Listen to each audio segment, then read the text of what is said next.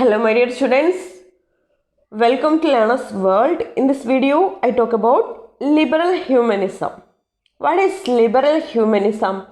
Liberal humanism can be defined as a philosophical and literary movement in which man and his capabilities are the central concern. അപ്പോൾ എന്താണ് liberal humanism എന്ന് പറയുന്നത്? It is a philosophical and literary movement. ഇതൊരു philosophical and literary movement ആണ്. ഇതിൽ മാനാണ് central concern ആയിട്ട് വരുന്നത്. മാനും അതിൻ്റെ മനുഷ്യനും മനുഷ്യൻ്റെ ക്യാപ്പബിലിറ്റീസും മനുഷ്യൻ്റെ കഴിവുകളും ഒക്കെയാണ് സെൻട്രൽ കൺസേൺ ആയിട്ട് ലിബറൽ ഹ്യൂമനിസത്തിൽ വരുന്നത് എന്നാണ് പറയുന്നത്. അതായത് ഒരു വ്യക്തി എന്ന നിലയിൽ മനുഷ്യനെ വില കൽപ്പിക്കുകയും സ്വാതന്ത്ര്യത്തിനും സന്തോഷത്തിനും അവനുള്ള അധികാരത്തെ ഉയർത്തി കാണിക്കുകയും ഒക്കെ ചെയ്യാണ് ഈ ഒരു ലിബറൽ ഹ്യൂമാനിസം ചെയ്യുന്നത്. Liberal humanism can be described as a critical approach to literature which existed before literary theory. ഈ ഒരു ലിബറൽ ഹ്യൂമാനിസം ലിറ്ററേച്ചറിലൊരു ക്രിട്ടിക്കൽ അപ്രോച്ചായിട്ടാണ് ഡിസ്ക്രൈബ് ചെയ്യുന്നത്. ലിറ്റററി തിയറി വരുന്നതിന് മുമ്പ് എക്സിസ്റ്റഡ് ആയിട്ടുള്ള ഒരു കൈൻഡ് ഓഫ് ക്രിട്ടിക്കൽ അപ്രോച്ച് ആയിരുന്നു ലിബറൽ ഹ്യൂമനിസം എന്ന് പറയുന്നത്. Peter Barry, the author of the famous book beginning Theory, describes liberal humanism as theory before theory. Peter ബാരിയുടെ ഒരു ഫേമസ് ബുക്കാണ് beginning theory.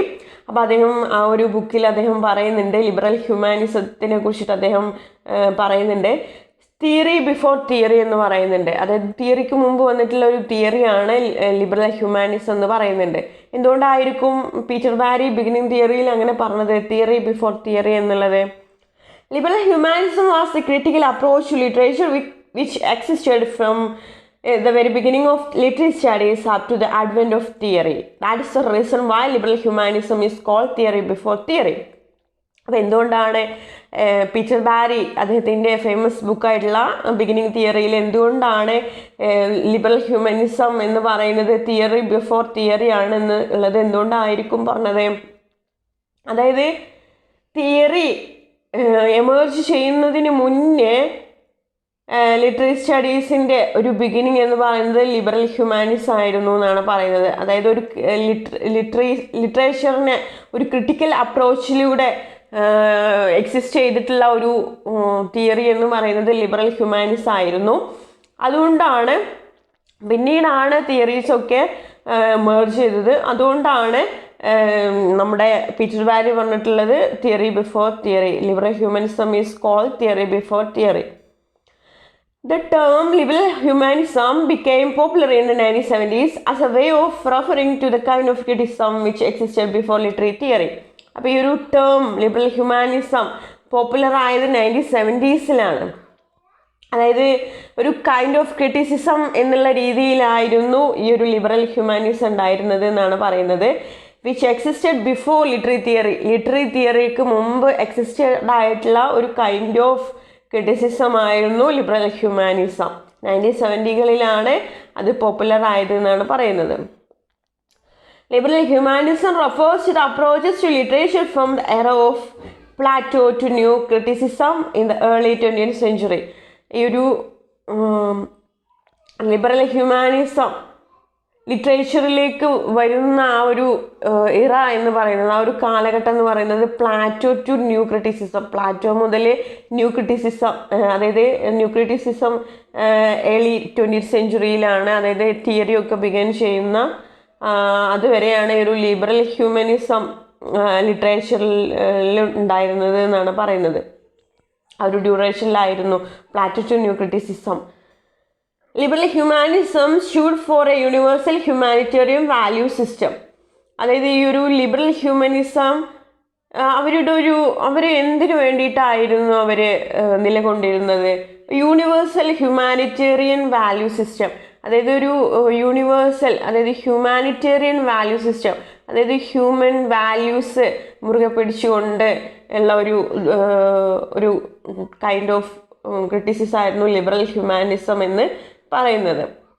Liberal humanism had its high time during the period of British colonialism all over the world. ഈ ഒരു liberal humanism നല്ല high time, അതായത് നല്ല reach കിട്ടുന്ന ഒരു ടൈം എന്ന് പറയുന്നത് during the period of British colonialism, അതായത് ലോകത്തെമ്പാടും ബ്രിട്ടീഷ് കൊളോണിയലിസത്തിൻ്റെ ആ ഒരു പീരീഡിലായിരുന്നു ഈ ലിബറൽ ഹ്യൂമാനിസത്തിൻ്റെ ഒരു ഹൈ ടൈം എന്ന് പറയുന്നത്.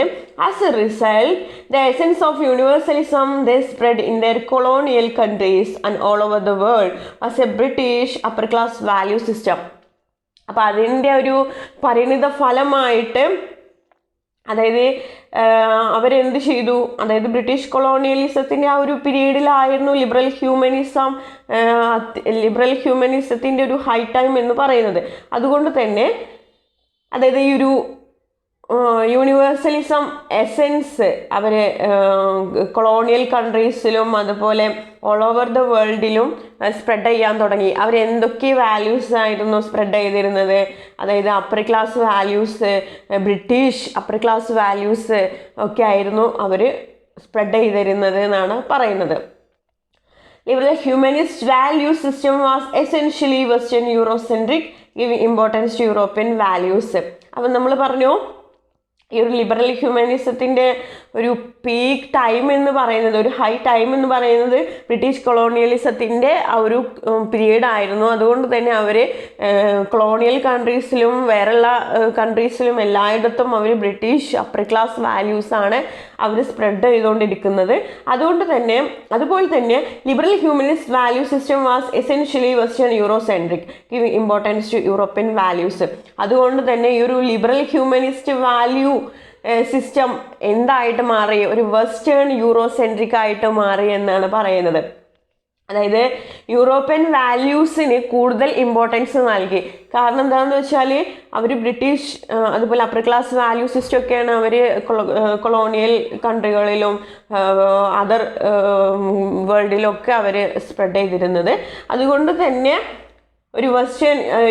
ഒരു ലിബറൽ ഹ്യൂമനിസ്റ്റ് ഒരു വെസ്റ്റേൺ യൂറോസെൻട്രിക് ആയിട്ട് മാറി എന്നാണ് പറയുന്നത്. അതായത് യൂറോപ്യൻ വാല്യൂസിന് കൂടുതൽ ഇമ്പോർട്ടൻസ് നൽകി എന്നാണ് പറയുന്നത്. Then patriarchal male centred values and upper class values, അതുപോലെ ഇവർ കൂടുതൽ കോൺസെൻട്രേറ്റ് ചെയ്തിരുന്നത് ഒരു പാട്രിയാർക്കൽ വാല്യൂസിനായിരുന്നു, that is male centred values. അതുപോലെ അപ്പർ ക്ലാസ് വാല്യൂസിനൊക്കെ ആയിരുന്നു അവർ കൂടുതൽ ഇമ്പോർട്ടൻസ് നൽകിയിരുന്നത് എന്നാണ് പറയുന്നത്. ദെൻ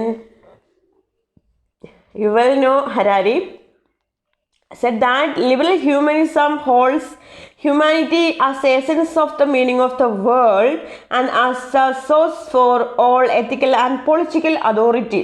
അപ്പോൾ യുവൽ നോഹ ഹരാരി അദ്ദേഹം ഒരു ഇസ്രായേലി പബ്ലിക് ഇൻ്റലക്ച്വലാണ്, ഹിസ്റ്റോറിയനാണ്, പ്രൊഫസറാണ്. അപ്പോൾ അദ്ദേഹം പറയുന്നത് അതായത് ഹ്യൂമനിസം, അതായത് മനുഷ്യകുലത്തെ ലിബറൽ ഹ്യൂമനിസം കാണുന്നത് ലോകത്തിൻ്റെ എസൻസ് ആയിട്ടും എല്ലാ രാഷ്ട്രീയ സന്മാർഗിക അധികാരത്തിൻ്റെയും ഉറവിടമായിട്ടാണ് എന്നാണ് യുവൽ നോഹ ഹരാരി പറയുന്നത്. Those who support this view in the capacity of people to attain excellence recognize no moral or natural power above that of the people. അതുകൊണ്ട് തന്നെ ഈ ഒരു ചിന്താഗതിയെ പിന്തുണക്കുന്നവർ മനുഷ്യർക്ക് മുകളിലുള്ള യാതൊരുവിധ ശക്തികളെയും അംഗീകരിക്കുന്നില്ല എന്നാണ് പറയുന്നത്. അതായത് ഈ ഒരു ലിബറൽ ഹ്യൂമാനിസ്റ്റുകൾ ബിലീവ് ചെയ്യുന്നത് എന്താണ്, അതായത് ഹ്യൂമനാണ് സെൻറ്ററായിട്ട് വരുന്നത്. അവർക്ക് മുകളിൽ മനുഷ്യൻ്റെ വാല്യൂസിന് മുകളിൽ വേറെ ഒന്നുമില്ല, ദൈവം പോലും ഇല്ല എന്നുള്ളൊരു രീതിയാണ് ലിബറൽ ഹ്യൂമാനിസം ബിലീവ് ചെയ്യുന്നത്. അതുകൊണ്ട് തന്നെ അദ്ദേഹം പറയാണ് ഈ ഒരു ചിന്താഗതിയെ പിന്തുണക്കുന്നവർ മനുഷ്യർക്ക് മുകളിലുള്ള യാതൊരുവിധ ശക്തികളെയും അംഗീകരിക്കുന്നില്ല എന്നാണ് അദ്ദേഹം പറയുന്നത്. By stressing the authority of the people, liberal humanists reject the authority of the church or king that exercised power in the Middle Ages. അതുകൊണ്ട് തന്നെ അതായത് ഈ ലിബറൽ ഹ്യൂമാനിസ്റ്റുകൾ പറയുന്നത് ജനങ്ങളുടെ അധികാരമാണ് ഏറ്റവും വലുത്, അവർക്ക് മുകളിൽ പള്ളിക്കോ രാജാവിനോ ഒന്നും അധികാരമില്ല, അതായത് ഹ്യൂമൻ വാല്യൂസിനാണ് ഏറ്റവും വലിയ അധികാരം എന്നാണ് ഈ ഒരു ഹ്യൂമാനിസ്റ്റുകൾ പറയുന്നത്. പക്ഷേ മിഡിൽ ഏജസിൽ നമുക്ക് പള്ളികൾക്കും അതുപോലെ കിങ്ങിനൊക്കെ പവറുള്ളതായിട്ട് നമുക്ക് കാണാൻ കഴിയുമെന്നാണ് യുവൽ നോഹ ഹരാരി പറയുന്നത്. അപ്പം അദ്ദേഹം പറയാണ്, അതായത് ഈ ഒരു മനുഷ്യകുലത്തെ ലിബറൽ ഹ്യൂമനിസം കാണുന്നത് ലോകത്തിൻ്റെ എസൻസ് ആയിട്ടും എല്ലാ രാഷ്ട്രീയ സന്മാർഗിക അധികാരത്തിൻ്റെയും ഉറവിടമായിട്ടുമാണ്.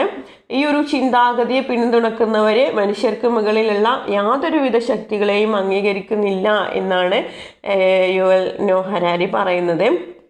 അതായത് ജനങ്ങളുടെ അധികാരമാണ് ഏറ്റവും വലുത്, അവർക്ക് മുകളിൽ ഒരു ചേർച്ചിനോ അല്ലെങ്കിൽ ഒരു കിങ്ങിനോ ഒന്നും അധികാരമില്ല എന്നാണ് യുവൽ നോഹ ഹരാരി പറയുന്നത്. പക്ഷെ നമുക്ക് മിഡിൽ ഏജസിൽ എന്ത് കാണാൻ കഴിയുമായിരുന്നു? ഈ ഒരു ചേർച്ചിനും അതുപോലെ കിങ്ങിനൊക്കെ പവർ കിട്ടിയതായിട്ട് നമുക്ക് കാണാൻ കഴിയുമായിരുന്നു എന്നാണ് യുവൽ നോഹ ഹരാരി പറയുന്നത്.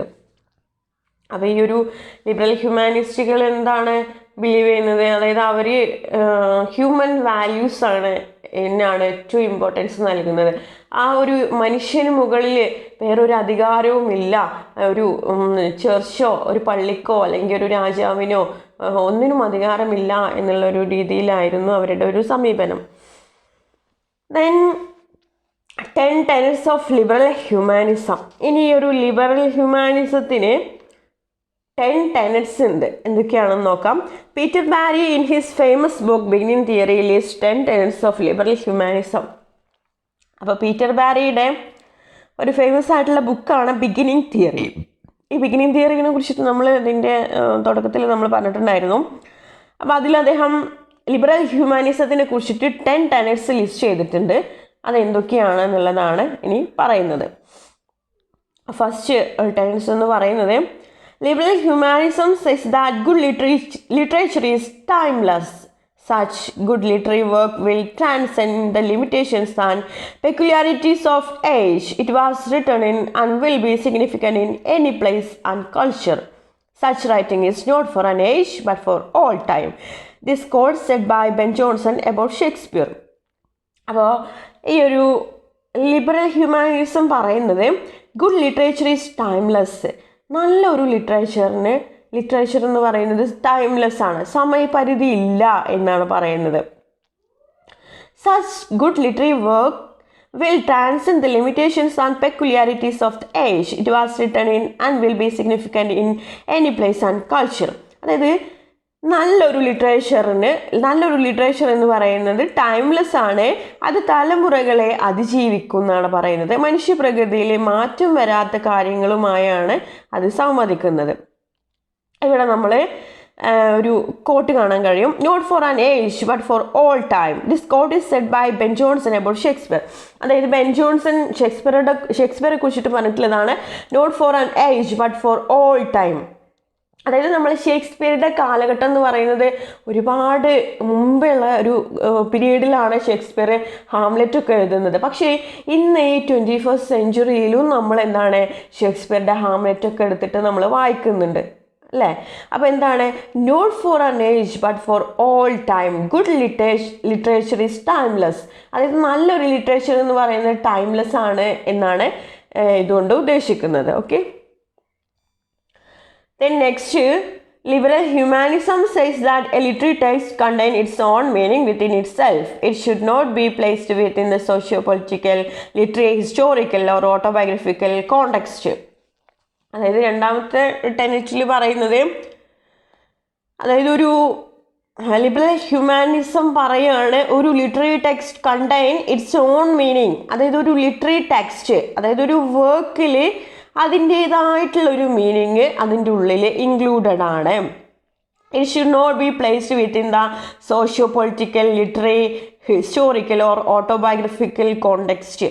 അതിന് നമ്മൾ സാമൂഹിക, രാഷ്ട്രീയ, ചരിത്രപരമായിട്ടുള്ള, ഓട്ടോബയോഗ്രഫിക്കൽ സംബന്ധിയായിട്ടുള്ള കാര്യങ്ങൾക്കൊന്നും അധീനപ്പെട്ടതല്ല എന്നാണ് അതിൻ്റെ മീനിങ് എന്നാണ് ലിബറൽ ഹ്യൂമാനിസ്റ്റുകൾ പറയുന്നത്. അതായത് ഒരു ടെക്സ്റ്റിൻ്റെ ഉള്ളിൽ അതിൻ്റേതായിട്ടുള്ള ഒരു മീനിങ് അടങ്ങിയിരിക്കുന്നുണ്ട്. അത് ഏതിനെ ഡിപ്പെൻഡ് അല്ല. It should not be placed within the socio political, literary, historical or autobiographical context. ഈ എലമെൻസിനൊന്നും ഡിപ്പെൻഡ് ചെയ്തിട്ടില്ല അതിൻ്റെ മീനിങ് ഇരിക്കുന്നത് എന്നാണ് ലിബറൽ ഹ്യൂമാനിസ്റ്റുകൾ പറയുന്നത്. It says that the meaning of the text should be made out from what is seen on the page only, not from the above mentioned context. അതായത് ഇതുകൊണ്ട് അർത്ഥമാക്കുന്നത് ലിബറൽ ഹ്യൂമാനിസ്റ്റുകൾ പറയാണ് ഒരു ലിറ്റററി ടെക്സ്റ്റിൻ്റെ ഉള്ളിലുള്ള പേജിൽ എന്തിരിക്കുന്നു, അതിലെന്താണ് കാണാനുള്ളത്, അതാണ് അതിൻ്റെ meaning. Not from the above mention context. അല്ലാതെ സോഷ്യോ പൊളിറ്റിക്കൽ കോണ്ടെക്സ്റ്റോ literary or historical or autobiographical കോണ്ടെക്സ്റ്റുകളൊന്നും അല്ല ഒരു ടെക്സ്റ്റിൻ്റെ മീനിങ് തീരുമാനിക്കുന്നത് എന്നാണ് രണ്ടാമത്തെ ടെനറ്റിൽ പറയുന്നത്. Some critics read a literary text with a view to analyze socio-political background, or they may read the works to analyze its literary or historical significance. Some critics try to analyze by tracing the autobiographical elements in it.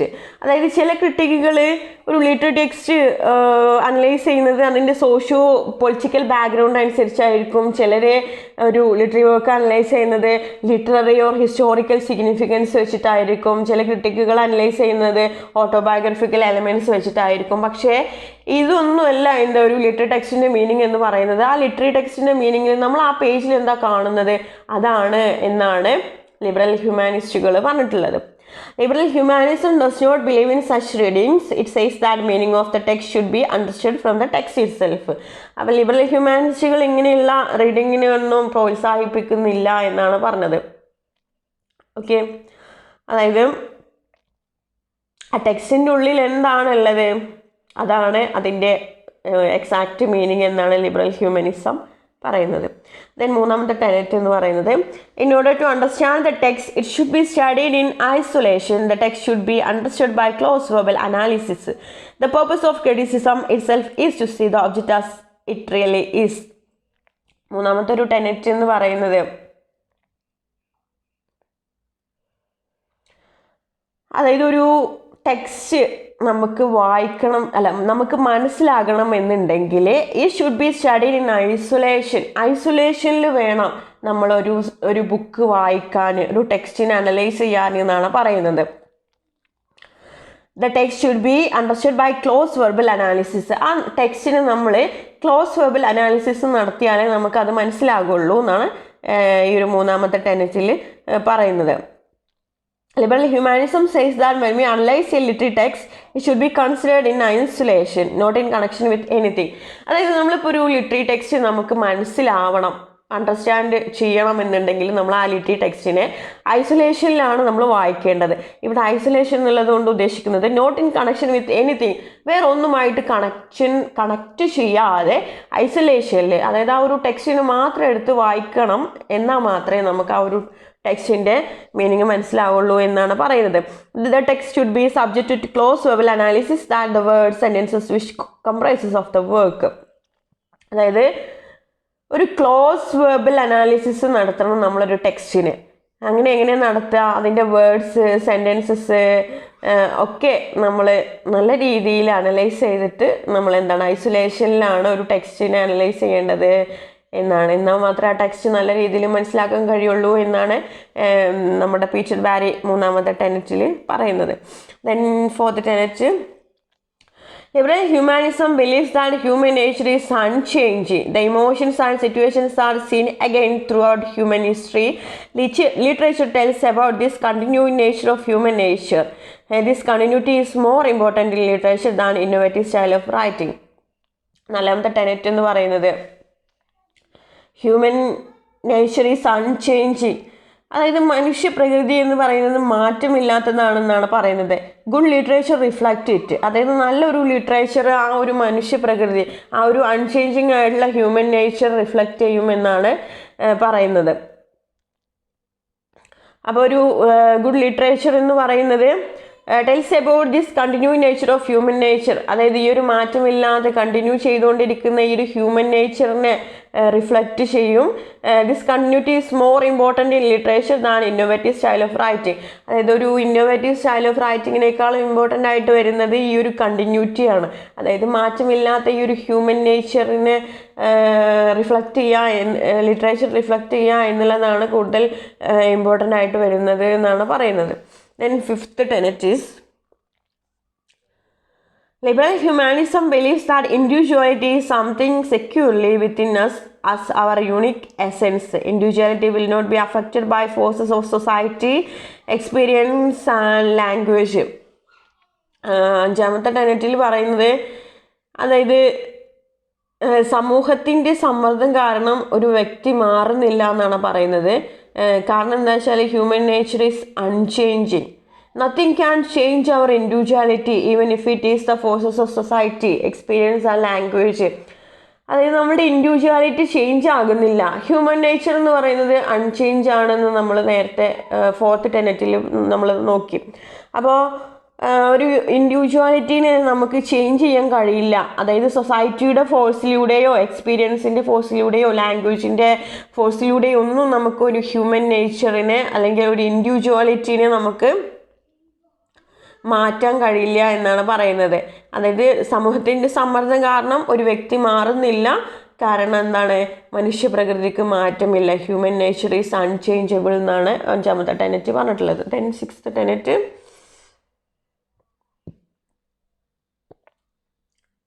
liberal humanism believes that the purpose of literature is enhancement of life and propagation of human values.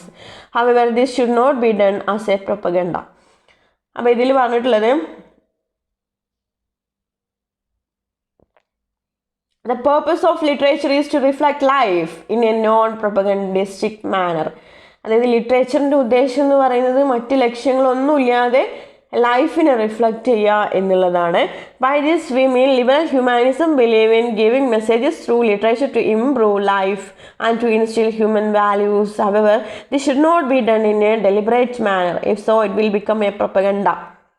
അതായത് ഈ sixth ടെനറ്റിൽ പറയുന്നത് ഒരു ലിറ്ററേച്ചറിൻ്റെ ഒരു ഉദ്ദേശം എന്ന് പറയുന്നത് ഒരു ലക്ഷ്യമില്ലാതെ ലൈഫിനെ റിഫ്ലക്റ്റ് ചെയ്യുക. അതായത് ഹ്യൂമൻ വാല്യൂസിനെ അതിലൂടെ റിഫ്ലക്റ്റ് ചെയ്യുക. അതുപോലെ ലിറ്ററേച്ചർ ലൈഫ് ഇമ്പ്രൂവ് ചെയ്യാൻ ലിറ്ററേച്ചർ ശ്രമിക്കുക. അതായത് നല്ല മെസ്സേജസ് നൽകിയിട്ട് ലൈഫ് ഇമ്പ്രൂവ് ചെയ്യാൻ ശ്രമിക്കുക. അതുപോലെ അതൊക്കെയാണ് ഈ ഒരു നല്ലൊരു ലിറ്ററേച്ചറിൻ്റെ ലക്ഷ്യം എന്ന് പറയുന്നത്. അതുപോലെ ഹ്യൂമൻ വാല്യൂസ് ഇൻസ്റ്റിൽ ചെയ്യുക എന്നുള്ളതൊക്കെയാണ് നല്ലൊരു ലിറ്ററേച്ചറിൻ്റെ ഒരു ലക്ഷ്യം എന്നാണ് ഈ ഒരു സിക്സ്ത് ടെനറ്റിൽ പറയുന്നത്. Then seventh Tenet the form and content of literature must be fused in an organic manner in such a manner that both are complementary to each other, that is one depends on other. ഇവിടെ ഒരു കാര്യം പറയുന്നുണ്ട്, form and content. അതായത് ഒരു ലിറ്ററേച്ചറിൽ അതിൻ്റെ ഫോമും കോണ്ടൻറ്റും കൂടി ചേർന്നാണ് ഇരിക്കുന്നത് എന്നാണ് പറയുന്നത്. The form and content of literature must be fused in an organic manner in such a manner that both are complementary to each other, that is one depends on other. അതായത് ഒരു ലിറ്ററേച്ചർ എന്ന് പറയുന്നത് അതിൻ്റെ ഫോമും കോണ്ടൻറ്റും each അതറായി complementary to each other, രണ്ടു പേർക്കും തുല്യമായിട്ടുള്ള ഒരു ഇൻഫ്ലുവൻസ് ലിറ്ററേച്ചറിൽ ഉണ്ട് എന്നാണ് പറയുന്നത്, ഒരു ടെക്സ്റ്റിലുണ്ട് എന്നാണ് പറയുന്നത്. കോംപ്ലിമെൻ്ററി ടു ഈച്ച് അതറാണ്, വൺ ഡിപ്പെൻഡ്സ് ഓൺ അതർ. അതായത് ഒന്ന് മറ്റൊന്നിനെ ഡിപ്പെൻഡ് ചെയ്യുന്നു എന്നാണ് പറയുന്നത്. There are two elements in literature, form and content. അതായത് ലിറ്ററേച്ചറിൽ ടു എലമെൻറ്റ്സ് ഉണ്ടെന്ന് പറയുന്നുണ്ട്, ഫോം ആൻഡ് കോണ്ടന്റ്. ഇനി എന്താണ് ഫോമും കോണ്ടന്റ്? ഒരു ലിറ്ററേച്ചറിൽ ഫോം എന്താണ്, കോണ്ടന്റ് എന്താണ്? Form means the structure of the work. Form എന്ന് പറഞ്ഞാൽ ഒരു വർക്കിൻ്റെ സ്ട്രക്ചറിനെയാണ് നമ്മൾ ഫോം എന്ന് പറയുന്നത്. അതിലെന്തൊക്കെ ഉണ്ടാകും? സെറ്റിംഗ് ഉണ്ടാകും, പ്ലോട്ട് ഉണ്ടാകും, ക്യാരക്ടേഴ്സ് ഉണ്ടാകും, അങ്ങനെയുള്ള കാര്യങ്ങളൊക്കെ ഒരു ഫോമിൽ ഉണ്ടാകും. Content is what the text says. Form is the way in which what it says is arranged. Content എന്ന് പറയുന്നത് ആ ടെക്സ്റ്റ് എന്താ പറയുന്നത്, ടെക്സ്റ്റിലുള്ള മെസ്സേജ് എന്താണ്, ടെക്സ്റ്റിൻ്റെ മീനിങ് എന്താണ് എന്നുള്ളതാണ് content. Form is the way in which what it says is arranged.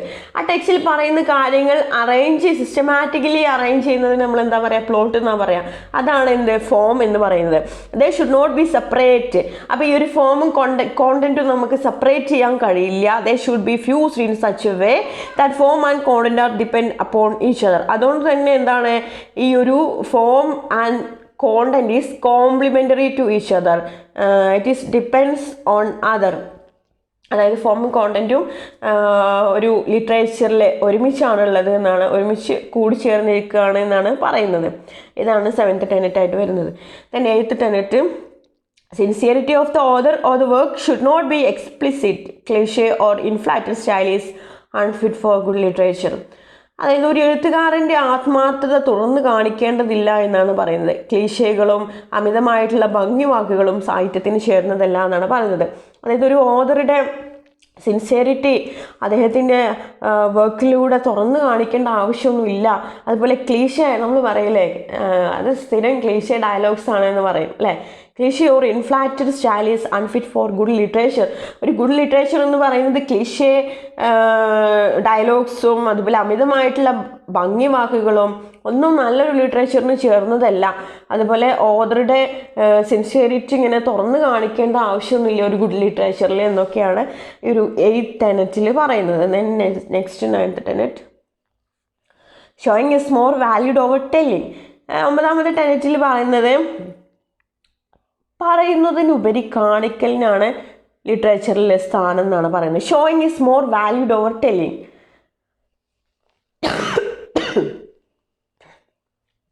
പറയുന്നതിനേക്കാൾ importance കൂടുതൽ കാണിക്കുന്നതിനാണ് എന്നാണ് 9th പറയുന്നത്.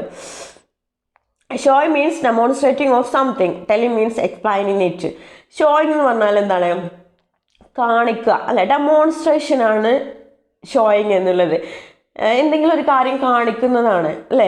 Telling means explaining it. Telling എന്ന് പറഞ്ഞാൽ കാണിച്ച കാര്യം എക്സ്പ്ലെയിൻ ചെയ്യുന്നതാണ് ടെല്ലിങ് എന്ന് പറയുന്നത്. അപ്പോൾ ഇവിടെ ഈ ഒരു 9th tenet പീറ്റർ ബാരി പറയുന്നത് ഷോയിങ്ങിനാണ് കൂടുതൽ ഇമ്പോർട്ടൻ്റ് ഏതിനേക്കാളും ടെല്ലിനേക്കാളും എന്നാണ് പറയുന്നത്. For example, telling the kids were disrespectful to the teacher. ടെല്ലിങ്ങിന് ഒരു എക്സാമ്പിളാണ് പറയുന്നത്. അതായത് ഒരാൾ പറയാണ് കുട്ടികൾ ടീച്ചറോട് ഭയങ്കര ഡിസ്റെസ്പെക്റ്റ് കാണിക്കുകയാണ്, മര്യാദ കാണിക്കുന്നില്ല എന്ന് പറയാണ്. അപ്പോൾ മര്യാദയായിട്ട് ടീച്ചറോട് പെരുമാറുകയാണ്. ഇതാണ് എന്ത്, telling. Showing the kids continue to whisper and pass note during the teacher's lessons. They rudely talked loudly even when they were asked not to. ഇതിപ്പോൾ ഞാൻ കാര്യമായിട്ട് പറയേണ്ട ആവശ്യമില്ല. ഷോയിങ് എന്തായിരിക്കും നിങ്ങൾക്ക് തന്നെ അറിയാം. ക്ലാസ്സിലിരുന്ന് കഴിഞ്ഞാൽ എന്താണ്, ടീച്ചർ ക്ലാസ് എടുക്കുന്നുണ്ടാകും, കുട്ടികളും ഇങ്ങനെ പിറുപിറുക്കുന്നുണ്ടാകും, നോട്ട്സ് അങ്ങോട്ട് പാസ് ചെയ്യുന്നുണ്ടാകും, ടീച്ചർ ക്ലാസ് എടുക്കുകയാണ്, അതുപോലെ എന്തൊക്കെയോ ഉറക്കെ പറയുന്നുണ്ടാകും, മോശമായിട്ടുള്ള വാക്കുകൾ പറയുന്നുണ്ടാകും,